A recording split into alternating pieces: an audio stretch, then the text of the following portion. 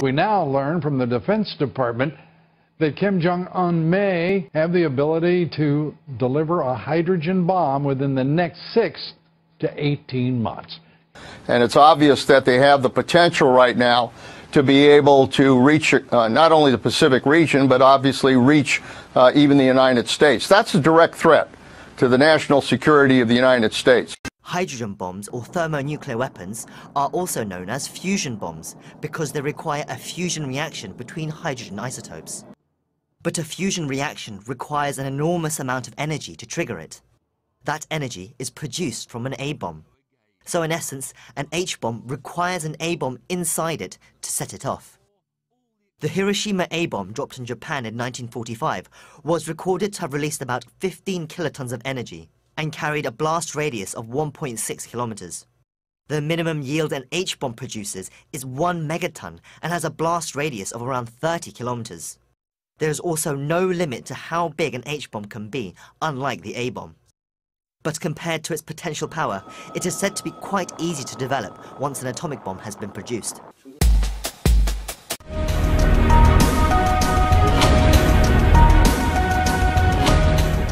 Here to assess the North Korean provocations and the appropriate U.S. response, joining us tonight, retired four-star General Jack Keane, Fox News military analyst. General, great to have you here. Good to be here, Lou. I swear, the news just continues to worsen from all of our intelligence analysts and when it comes to North Korea. Now suddenly they have the ability to develop a hydrogen bomb within 6 to 18 months. First of all, that's a huge spread of time, but as early as 6 months, that's indeed troubling. Yeah, it certainly is. And listen, gone are the days now that we would ever take lightly what North Korea says, because the truth is they have indeed delivered on the things they talk about. They've got medium-range ballistic missiles, submarine-launched ballistic missiles. They're developing intercontinental ballistic missiles, and they obviously have a capability there as well. So if they say they're about to build a hydrogen bomb, our intelligence services picked that up. Certainly that's likely the case, and so our viewers understand. Certainly atomic weapons are alone devastating devices. A hydrogen bomb is just so many times more lethal, where it actually winds up killing millions of people versus tens of thousands or hundreds of thousands. And it's a little bit more challenging to put it on an ICBM because it's a heavier weapon, but we got to take it seriously what they're about, and of course I think it just strengthens our resolve to put on fast forward everything that we're going to do to North Korea short of war, and let's get on with it in terms of what the other countries are doing and ourselves with North Korea, what we intend to do with China, and get tough with China about a policy that means leveraging North Korea appropriately. 6 months away from a hydrogen bomb. With the threats getting nastier and more dramatic from Kim Jong-un, it seems, by the week. What is the time frame here for President Trump to act, as best we can assess? Well, I think we're kind of out of time, you know, in terms of realistically probably 6 months to a year. And who wants to bet on that scenario? So I'm serious. We got to put this thing on fast forward. And let's stop talking about it and let's start acting. China first tested an atomic bomb in 1964. They tested their first H-bomb in 1967. It only took 2 years and 8 months to develop. More now with my wide-ranging interview with former Defense Secretary and CIA Director Leon Panetta. It feels that the North Korea situation has become incredibly dangerous in the last few months. What's your take on this latest provocation, where you have North Korea launching the first intercontinental ballistic missile, hidden from spy satellites until just before it was rolled into launch position and aimed into space? Maria, there's a number of flashpoints in the world, dangerous flashpoints in the world, that is confronting our country and challenging our national security. But probably the most dangerous right now is North Korea. And let's start trying to get some true results here. And we're going to have to be tough with the Chinese. They've been gaming us. Come on. We know they are. And the Chinese helped them get nuclear weapons. The ballistic missiles that they're developing, that we're watching, look very similar to Chinese ballistic missiles. So they're obviously using their technology. So the Chinese are helping the North Koreans with this capability. At a minimum, they're tolerating it. And if they're going to do anything here, we've got to get them moving in that direction now, take the gloves off and start dealing with them.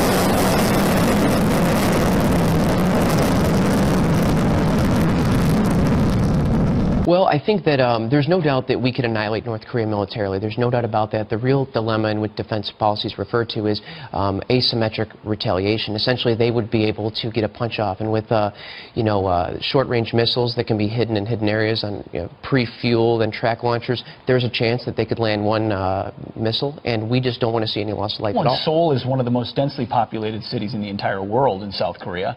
Millions of people. But if we have a chart up on the wall as well that shows the amount of North Korean ground forces, almost 1 million, 950,000.